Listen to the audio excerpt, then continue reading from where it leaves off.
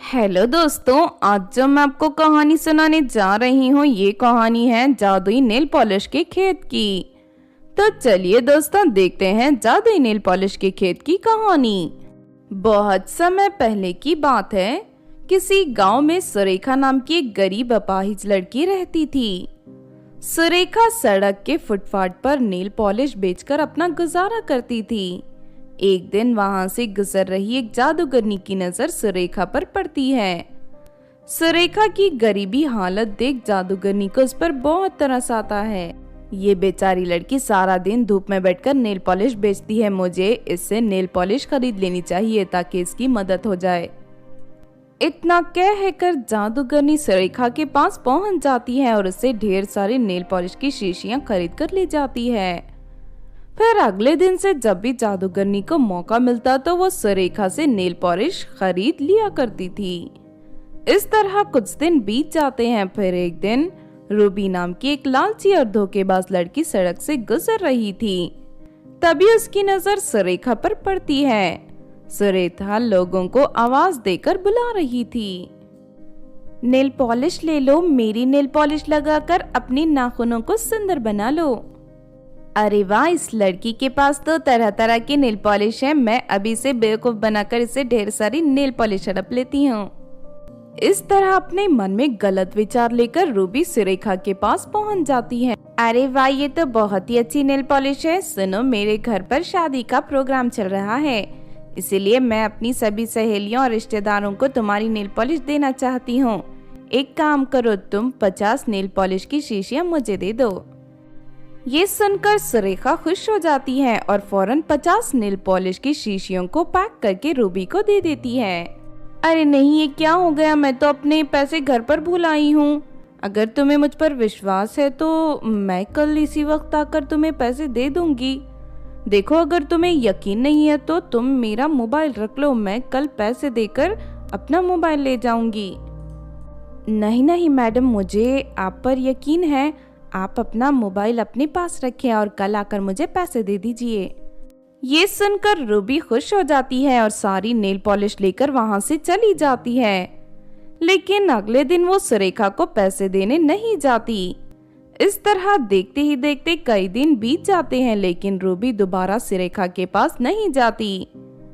दूसरी तरफ सुरेखा समझ जाती है कि रूबी ने उसे बेवकूफ बनाया है। फिर एक दिन सुरेखा सब्जियां खरीदकर अपने घर जा रही थी कि तभी उसकी नजर रूबी पर पड़ती है। रूबी अपने घर के सामने बैठकर कॉफी पी रही थी। सुनो लड़की, तुमने उस दिन मुझसे 50 नेल पॉलिश खरीदी थी, लेकिन अभी तक तुमने मुझे उसके पैसे नहीं दिए। अरे कौन है तुम? मैं तुझे नहीं जानती। मुझे बेकार में परेशान मत कर, चल भाग यहाँ से। तभी वहाँ रूबी की माँ आ जाती है और सुरेखा उससे सब कुछ बता देती है। ये सुनकर रूबी की माँ को बहुत गुस्सा आता है। वो रूबी की हरकतों के बारे में अच्छी तरह जानती थी, इसीलिए रूबी की माँ रूबी की खूब पिटाई करती है। उसके बाद वो सुरेखा को उसकी नेल पॉलिश के पैसे दे देती है। सुरेखा अपने पैसे लेकर खुशी खुशी वहाँ से चली जाती है। लेकिन दूसरी तरफ रूबी को सुरेखा के ऊपर बहुत गुस्सा आता है और वो उसे सबक सिखाने का फैसला कर लेती है। फिर उसी रात रूबी सुरेखा के घर जाकर उसके घर में रखे सारे नेल पॉलिश और अलमारी में रखे सारे पैसे चुरा कर वहां से भाग जाती है। अगले दिन जब ये बात सुरेखा को पता चलती है तो उसके होश उड़ जाते हैं। अरे नहीं, मेरे घर में चोरी हो गई। मैंने पाई पाई जमा करके पैसे इकट्ठे किए थे। अब नई नेल पॉलिश खरीद कर बेचने के लिए मेरे पास बिल्कुल पैसे नहीं बचे। इस तरह दुखी होकर सुरेखा रोने लगती है। इस तरह कुछ दिन बीत जाते हैं। फिर एक दिन जादूगरनी सुरेखा के घर आती है। क्या हुआ बेटी, सब ठीक तो है? कई दिनों से तुम सड़क पर नेल पॉलिश बेचने नहीं आ रही, आखिर बात क्या है? सुरेखा जादूगरनी को अपने घर में हुए चोरी के बारे में सब कुछ बता देती है। फिर जादूगरनी अपनी शक्ति से सब कुछ पता लगा लेती है और सीधा रूबी के घर जाकर उसके दोनों हाथ गायब कर देती है। मैंने तुझे चोरी करने की सजा दी है, अब 6 महीने तक तेरे दोनों हाथ इसी तरह गायब रहेंगे।